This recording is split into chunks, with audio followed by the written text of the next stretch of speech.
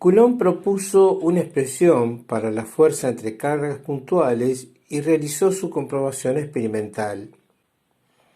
Aunque esta expresión puede obtenerse de la ley de Gauss, esta ley es aplicable a campos originados en cargas eléctricas porque el exponente en el denominador de la expresión de Coulomb es exactamente 2.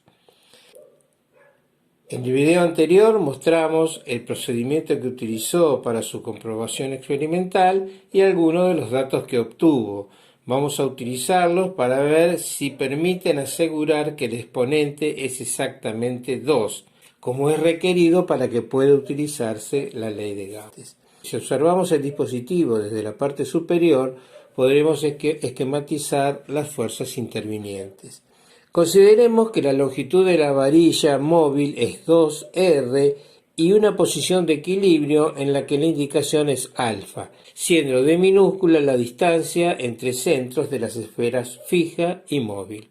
El par motor es proporcional al ángulo de torsión, que en el caso más general es la suma entre la indicación alfa y el giro beta en sentido opuesto impuesto a la parte superior del hilo.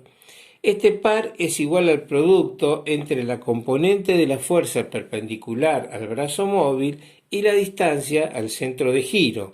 Expresándolo en función de la fuerza eléctrica para dos posiciones cualesquiera, indicadas con 1 y 2, se obtiene la relación entre fuerzas en función de los datos experimentales. Utilizando la hipótesis de Coulomb, se puede obtener una segunda relación entre las fuerzas eléctricas propuestas. Si es válida la hipótesis de Coulomb, ambas expresiones tendrían que llevar al mismo resultado.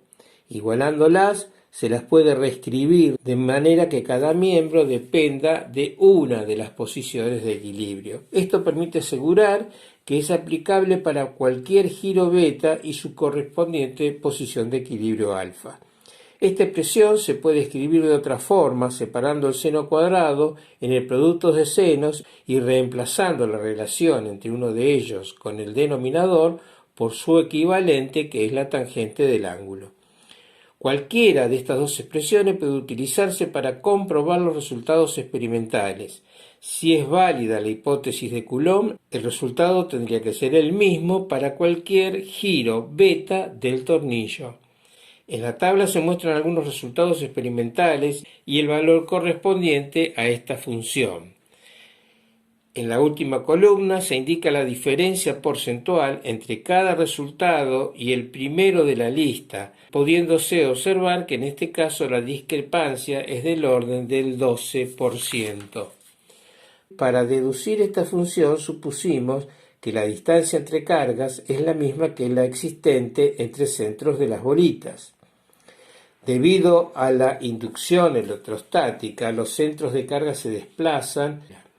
Poisson dedujo una expresión para la distancia entre centros de cargas en función de la separación y el radio de las bolitas. Aún con esta corrección, estos resultados no son suficientes para asegurar que el exponente es 2 con una exactitud elevada, como ser una parte en 10 a la 15 o más. La clave para realizar una experiencia que asegure la hipótesis de Coulomb se obtuvo a partir del cálculo del campo eléctrico en el interior de una esfera metálica hueca cargada eléctricamente. Para ello se utilizó la expresión de la ley de Coulomb, considerando que el exponente en el denominador es un valor desconocido n. Se elige una esfera por dos motivos. Primero, que la carga se distribuye uniformemente en toda su superficie, y en segundo lugar, porque debido a la simetría se simplifican los cálculos. Se consideran dos sectores de superficie que subtienden el mismo ángulo sólido a través del punto en el cual se quiere determinar el campo eléctrico. Cada sector contribuye al campo en sentido opuesto. Fácilmente se comprueba que si n es igual a 2, ambas contribuciones son iguales cancelándose. Esto es válido para todos los pares de elementos opuestos a través del punto hasta cubrir la superficie completa. Así, si n es igual a 2, el campo tendrá que ser nulo en cualquier punto de la cavidad. Para medirlo se debe colocar el instrumental dentro de la esfera y ésta debe tener una esfericidad perfecta. para asegurar la distribución uniforme de carga eléctrica. Afortunadamente, la esfera solo es necesaria para facilitar el cálculo porque, como se demuestra en este enlace, el campo eléctrico dentro de una cavidad metálica cargada es nulo, independientemente de su forma. Así, se construyeron grandes jaulas metálicas que se cargaron hasta llegar a varios kilovoltios respecto del terreno, colocándose el operador con su instrumental en el interior, y así se pudo verificar cada vez con mejor exactitud que n es igual a 2. Una comprobación sencilla se puede hacer en clase utilizando un generador de Van de Graaff. Al acercar el péndulo se observa atracción. Si se coloca sobre él un canasto de alambre sin que toque al péndulo, el mismo cae, indicando que el campo en el interior del canasto es nulo, pero vuelve a ser atraído al retirar el cesto.